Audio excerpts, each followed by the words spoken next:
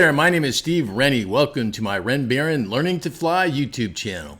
If it's true that a picture is worth 1,000 words, then a great video must be worth 1,000,000. And so when I started learning to fly, I spent countless hours watching flying videos on YouTube.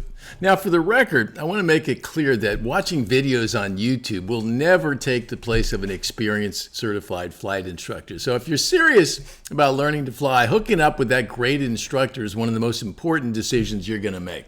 Having said that, once you've found that great CFI, video can be a great learning tool when you're learning to fly. So over the last couple of years, I've found some really great channels hosted by some really great pilots. And one of my favorites is a channel hosted by a young Australian pilot by the name of Stefan Drury.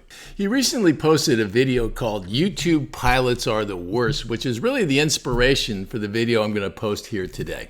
In that video, Mr. Drury makes the point that too many YouTube aviation videos use editing to make their flying perfect, when in fact, that might not be the case. Now, I think the fact of the matter is that I think we all aspire to be the perfect pilot, but in the real world, perfect is usually a recipe for disappointment. In the real world, we all make mistakes, and that goes for good pilots too. So today, I'm going to share with you some of my mistakes on a recent flight from KFXE, Fort Lauderdale to Orlando, Florida.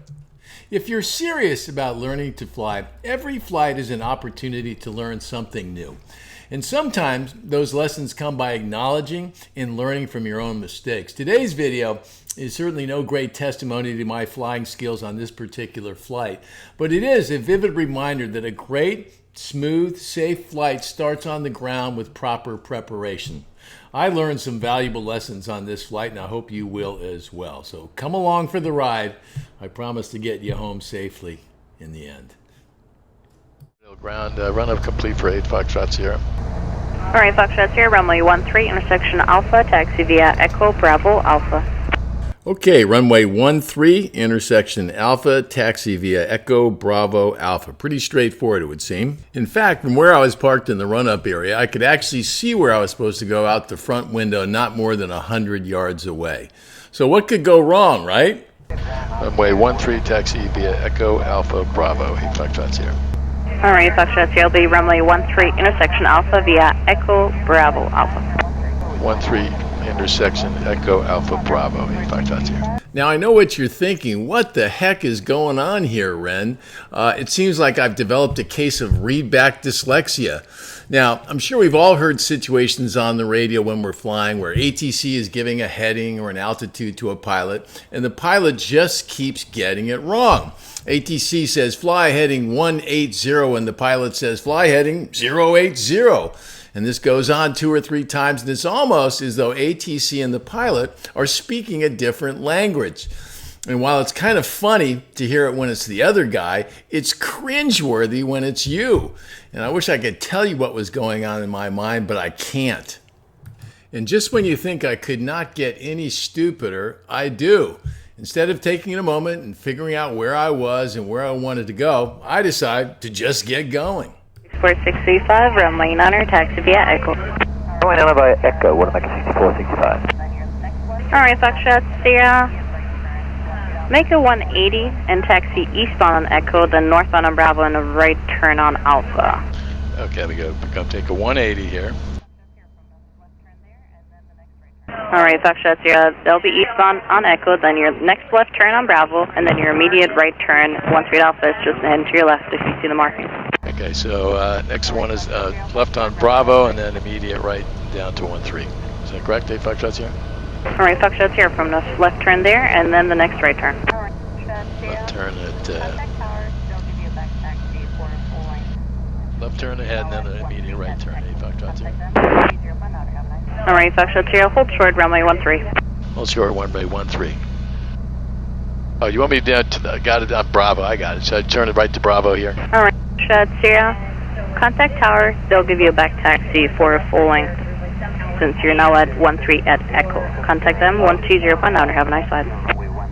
120.9, 8 Foxtrot Sierra. So what the heck went wrong here today? Well, all of this confusion could have and should have been avoided if I would have remembered that every flight starts on the ground. Figuring out where you are on the ground and where you want to go is step one in getting in the air safely and on course. And that's particularly true when you're flying at unfamiliar airports thousands of miles from your home field. In this case, I did not look at the taxi diagram. If I had, I'd have noticed that I was a stone's throw from where I needed to be.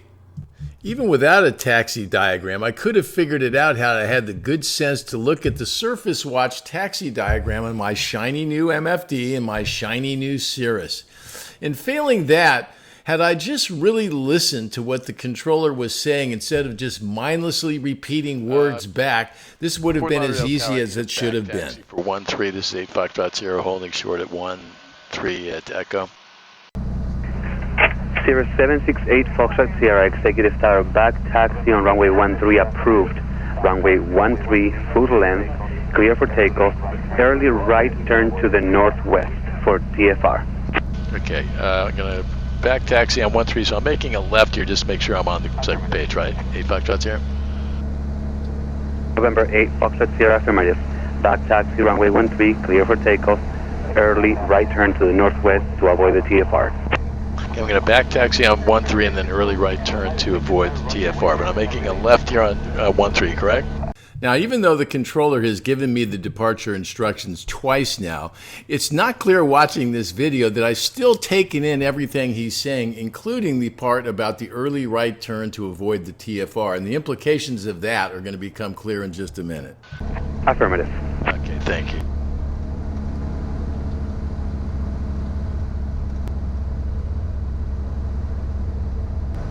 Executive Tower, helicopter 53, Papa. Helicopter 53, Papa, there's our standby. Sorry, Papa, standby.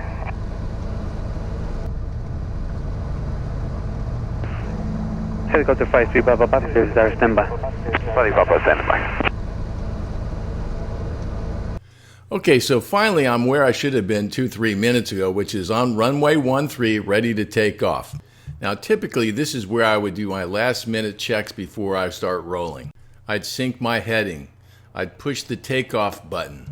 And I'd hit either the heading or nav button on the autopilot controller and have it in standby mode for takeoff. And finally, this would be the place to visualize those departure instructions. In this case, fly runway heading and an early right turn to the northwest to avoid the TFR. Let's see how I do. Now, as you can see here, I've synced the heading and I've also put the plane in takeoff mode, which puts those pink wings at level and guaranteeing that I'm going to be flying runway heading or wherever I'm pointing at that moment. But you'll also notice that I didn't engage either heading or nav to give me some guidance for the flight director once I'm in the air. And the reason that's important is because I'm going to need to make a sharp right turn shortly after takeoff to avoid this TFR. So having a little help on the navigation is a good thing, but it doesn't happen automatically. You have to set it up that way. And to do it properly, you really need to have a very clear idea of just exactly what it is you want to do when you take off. If you don't do that, it leads to all kinds of confusion, and that's what you're going to see starting right now. First thing I notice is I'm late getting the flaps up. Once the flaps are up, I typically set my climb speed. I didn't do it. I start the early right turn at 440 feet AGL, but with no help from the flight director, it winds up being too shallow to avoid the TFR. Now at this point I hit GPS for some guidance, but inexplicably I decide not to hit autopilot. Had I done that, the plane would have made the big right turn back to my first waypoint, avoided the TFR, and everything would have been great, but it just didn't happen, and I can't even tell you why. Instead, I program a direct to KFXE for reasons I'm not sure of, but that's what I did. Instead of making a sharp turn to the right, you can see by looking at the PFD that I'm really only going about a half standard rate turn at this point, which is going to put me right smack in the middle of that TFR.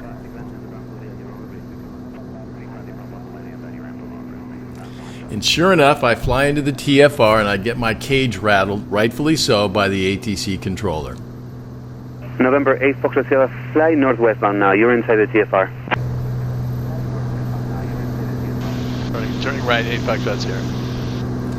And even after getting myself spanked by the controller, I'm still lollygagging into that turn as though I have all the time in the world. But clearly, not enough time to do the climb checklist, which I would typically have done by now, but of course on this day, forgot it.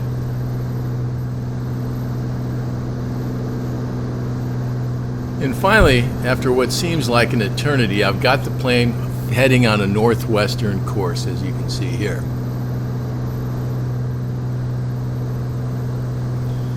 At this point, all I have to do is go wings level, and I'm more or less pointed at the first waypoint, and everything is good.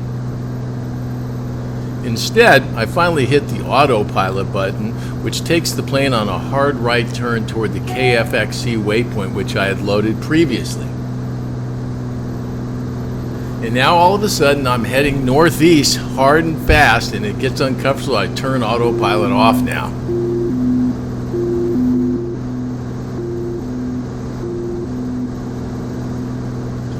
At this point, I have zero situational awareness, and it's about to net me another visit from my favorite air traffic controller. Cirrus 8 Foxtrot Sierra, verify you're flying northwest bound. I'm going to fly northwest now. It's got a little lost there. Sorry, 8 Foxtrot Sierra. Now, as you can see on the MFD, I now have my familiar pink line to shoot for, so I make a left-hand turn, and I'm starting to get it back together here.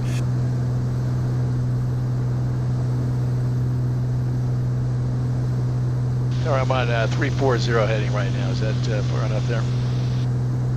Cirrus 8 Foxtrot Sierra, I show you northwest bound at the moment. Okay, great. Now that I'm pointed more or less in the right direction, now would have been a good time to just hit direct enter for that first waypoint, turned on the autopilot, and let it do its thing. Instead, I decided to put it in heading mode.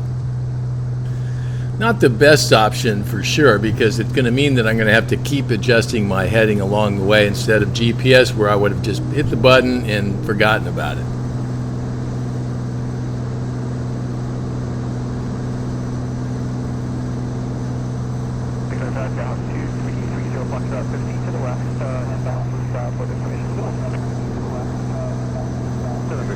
But the good news is I figured it out pretty quick, went back to the flight plan and hit a direct to Orlando, and then hit direct enter nav, and got the thing on course with GPS with autopilot finally.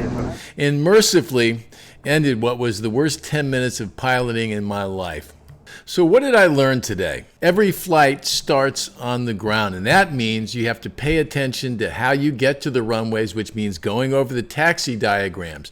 It means understanding very clearly where you want to go when you take off and how you're going to get there. Is it nav? Is it heading? So are you going to fly by hand or are you going to fly by autopilot? I learned that having great tools at your disposal doesn't help unless you know how to use them. And finally, I learned that I need to be a better listener, and I need to take those words that I hear and process them into a plan. I'm going to leave you with this thought today. It took me forever to edit this 10-12 minutes of video because it was so painful to watch. But as I mentioned earlier, the best lessons come from fixing your mistakes, not just making them. And that's what I've done on my future flights, and that's what I expect that you'll do as well. So thanks for joining me, and look forward to seeing you on the next video. Cheers. Ren Baron out.